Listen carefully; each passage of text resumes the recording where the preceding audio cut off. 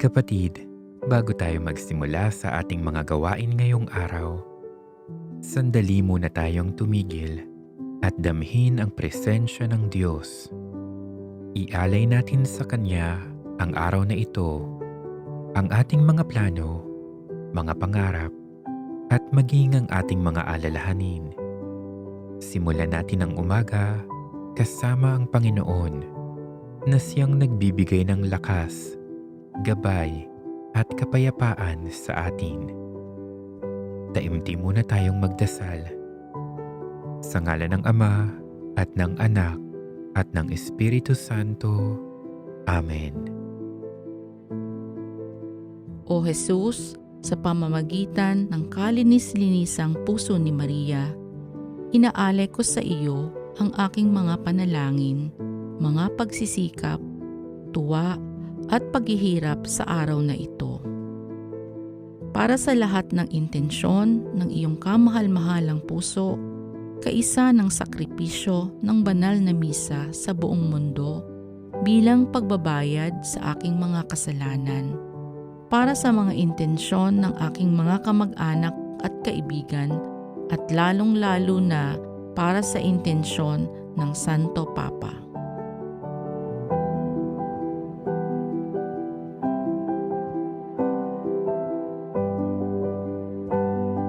O Diyos ko, inihahandog ko sa iyo ang lahat ng aking isipan, salita, gawa at mga pagtitiis. At isinasamo ko sa iyo na bigyan mo ako ng biyayang huwag makasugat ng iyong damdamin sa araw na ito at maglingkod sa iyo ng buong katapatan at sundin ang iyong banal na kalooban sa lahat ng bagay. Ipagkaloob mo sa akin ang mga biyayang kinakailangan ko sa araw na ito. Sa ngalan ni Jesus, Amen. Sa mga sandaling ito, ihingi natin ng tawad ang ating mga kasalanan at mga pagkukulang. Taos-puso tayong magsisi at manalangin. O Diyos ko, ikinalulungkot ko ng buong puso ang pagkakasala ko sa iyo. Kinasusuklaman ko ang lahat kong kasalanan dahil sa takot ko sa hirap ng impyerno, ngunit lalo naman dahil ang kasalanan ay napakasama at nagbibigay sakit sa kalooban mo. O Diyos, na walang hangganang kabutihan at nararapat na ibigin ng walang katapusan. Nagtitika akong matibay at umaasa sa biyaya mo na maikumpisal ko ang aking mga kasalanan, matupad ang parusang hatol at magbagong buhay. Amen. Ngayon naman, papurihan at pasalamatan natin ang ating Panginoon. Panginoon, sa mga sandaling ito, nais kong magpasalamat sa iyo. Maraming salamat sa mga biyayang ipinagkaloob mo sa akin. Binigyan mo ako ng higit-higit pa sa mga kinakailangan ko. Binigyan mo ako ng pamilya at mga kaibigan na kumakalinga at nagmamahal sa akin. Ipinapaalala nila sa akin ang dakilang pag-ibig mo para sa lahat. Panginoon, maraming salamat at pinapanatili mong ligtas ang mga mahal ko sa buhay. Bigyan mo ako ng lakas na maiparamdam sa kanila kung gaano sila kahalaga sa akin. Nawa, sa pamamagitan ng aking mga simpleng paggawa, na ipadadama ko ang pag-ibig mo para sa kanila. Panginoon, nag-uumapaw ang aking puso sa pasasalamat para sa lahat ng iyong mga pagpapala sa akin, pati na rin sa aking pamilya at mga mahal sa buhay, sa kabila man ng paghihirap at pagsubok na kinakaharap namin. Tunay na mapalad kami dahil walang sawa at pagmamaliw ang iyong pag-ibig para sa amin. Panginoon, hindi nawa ako magsawang tumanaw ng utang na loob sa iyong kabutihan sa akin. Huwag mong hayaang malimutan kong ipakita ang aking pasasalamat sa panalangin at paggawa ng kabutihan sa aking kapwa. Maraming salamat, Panginoon. Patuloy mo akong samahan, gabayan, mahalin at pagpalain. Sa iyo ang lahat ng papuri at pasasalamat, o aking Panginoon. Patuloy kaming nananalangin. Mapagmahal kong Diyos, sa iyo nagmumula ang lahat ng maganda at mabuti. Kaya ngayon, tumatawag ako sa iyo upang hingin ang iyong pagtulong at paggabay. Kailangan kita sa mga oras na ito, o aking Diyos.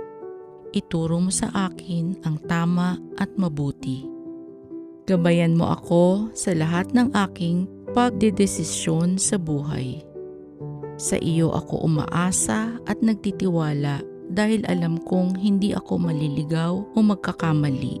Sa iyong patnubay, alam kong magkakaroon ng magandang resulta ang aking mga pagsisikap. O Diyos, ipadala mo ang iyong banal na espiritu nang maghari sa aking puso at isip ang iyong banal na kalooban. Bigyan mo ako ng lakas at tapang na piliin ang mabuti at ang mga bagay na makatutulong sa aking maging mas malapit sa iyo at sa aking kapwa. Ilawan mo ang landas na kailangan kong tahakin tungo sa iyo.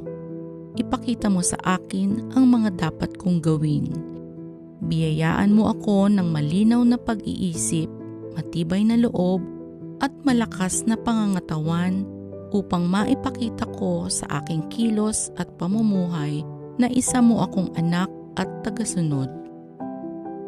O aking Diyos, sa panahon na parabang naliligaw ako, nababagabag, naguguluhan, at hindi malaman kung ano ang dapat kong gawin sa buhay, manatili ka sa aking piling. Patnubayan mo ako sa lahat ng pagkakataon at ipaalala mo sa aking sa iyo lamang ako mapapanatag.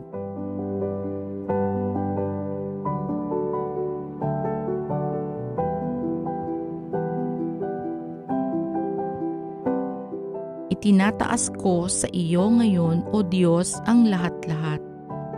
Ikaw nawa ang maghari sa aking buong buhay nang makagawa ako ng mga tamang desisyon at malamang ko ang landas na dapat kong tahakin. Maging malinaw nawa sa akin kung ano ang totoo at tama. Sa iyong pagtulong at paggabay, alam kong magiging maayos ang lahat at magagawa ko ang siyang makabubuti para sa mas nakararami. O Diyos, ikaw ang aking lakas. Buo ang tiwala ko sa iyong paggabay at pag-iingat. Amen. Patuloy kaming nananalangin. O mapagmahal naming Diyos, ikaw ang aming kanlungan at kalakasan. Handa kang tumulong sa amin sa lahat ng pagkakataon. Manatili ka sa aming piling at gabayan mo ang bawat pagkilos namin nang malayo kami sa anumang masama. Hinihiling namin ang iyong biyaya upang maging malakas at matatag kami sa mga pagkakataong sinusubok kami ng tukso. Huwag nawa kaming makagawa ng kasalanan o anumang ikasasama ng iyong loob. Sa iyong paggabay at pagtulong, maging malusog nawa ang aming pangangatawan. Huwag mo sanang ipahintulot na dapuan kami ng sakit. Ilayo mo kami sa sakuna at anumang salot. Palakasin mo ang aming katawan nang patuloy kaming makapagbigay puri sa iyo sa pamamagitan ng aming paggawa ng mabuti. Alam naming hindi mo kami pababayaan, kaya buong pagtitiwala kaming umaasa sa iyong mabisang pagtulong at pag-iingat. Walang makadadaig sa iyong kapangyarihan. Walang imposible sa iyo, o aming makapangyarihan at mapagmahal na Diyos. Basbasan at pagpalain mo kami sa araw-araw. Ingatan at kaawaan mo kami, O Diyos. Tulungan mo kami sa aming mga pangangailangan at ipagkaloob mo sa amin ang kapayapaang aming inaasam. Ipinagkakatiwala namin sa iyo, O Diyos, ang aming mga pamilya, kaibigan at mga mahal sa buhay. Ipadama mo sa kanila ang iyong pag-ibig. Gawin ninyo silang ligtas sa lahat ng oras. Ilayo ninyo sila sa masama at anumang panganib.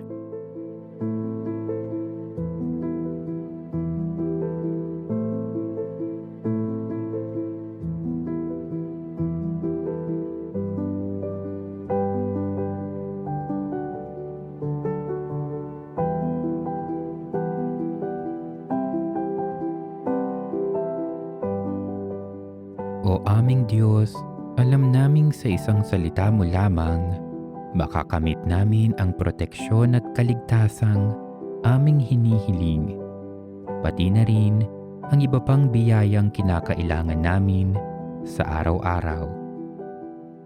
Alagaan mo kami at ingatan. Iligtas mo kami sa anumang masama. Kailangan namin ang iyong proteksyon upang manatili kaming ligtas, ngayon at magpakailanman. Itaas natin sa ating butihing Panginoon ang lahat ng ating mga pangangailangan at ang ating mga natatanging kahilingan. O Panginoong Hesukristo, nagpapakumbabang lumalapit at naniniklod kami sa iyo, lalo sa panahong itong kailangang-kailangan ka namin. Sinabi mo sa amin, anuman ang hiling nyo sa aking pangalan, ay gagawin ko upang maparangalan ng Ama sa pamamagitan ko na kanyang anak. Kaya naman aming Panginoon, buo ang aming pananampalataya na ipagkakaloob mo ang anumang hilingin namin sa ngalan mo. Tingnan mo ang mga minimithi ng aming mga puso at pakinggan mo rin ang aming mga daing na itinataas namin at ipinagkakatiwala sa iyo ngayon.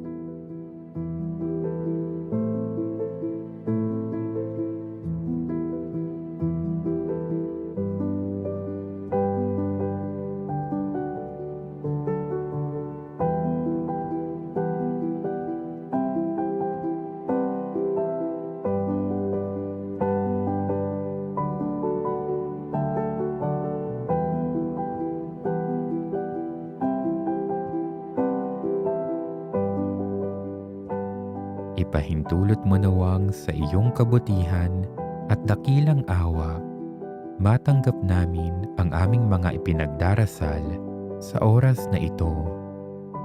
Katulad na lang ng sabihin mo na humingi kayo at kayo'y bibigyan. Humanap kayo at kayo'y makakatagpo. Kumatok kayo at kayo'y pagbubuksan.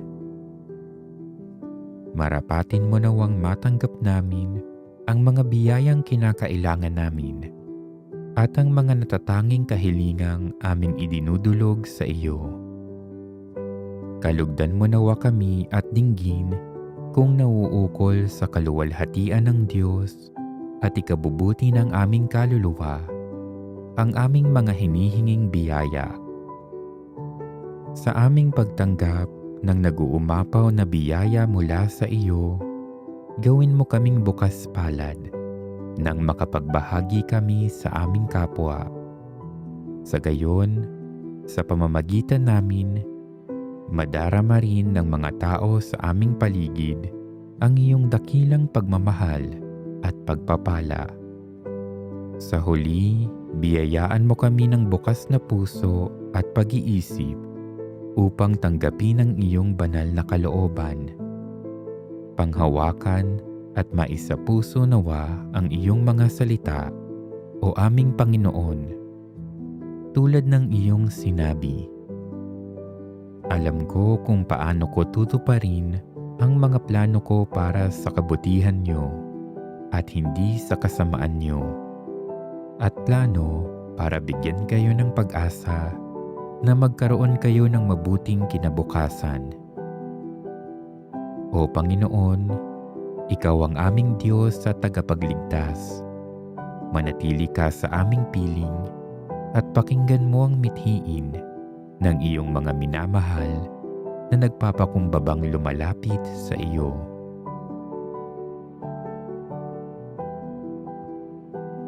Patuloy kaming nananalangin. Ama namin, sumasalangit ka. Sambahin ang ngalan mo. Mapasa amin ang kaharian mo. Sundin ang loob mo dito sa lupa para nang sa langit. Bigyan mo kami ngayon ng aming kakanin sa araw-araw. At patawarin mo kami sa aming mga sala para ng pagpapatawad namin sa mga nagkakasala sa amin. Huwag mo kaming ipahintulot sa tukso at iadya mo kami sa lahat ng masama. Amen. Aba, Ginoong Maria, napupuno ka ng grasya. Ang Panginoong Diyos ay sumasayo. Bukod kang pinagpala sa babaing lahat at pinagpala naman ang iyong anak na si Jesus. Santa Maria, Ina ng Diyos, ipanalangin mo kaming makasalanan, ngayon at kung kami mamamatay. Amen. Luwalhati sa Ama, sa Anak, at sa Espiritu Santo, kapara noong unang-una, ngayon, magpasawalang hanggang. Amen. Sa ngalan ng Ama, at ng Anak, at ng Espiritu Santo. Amen.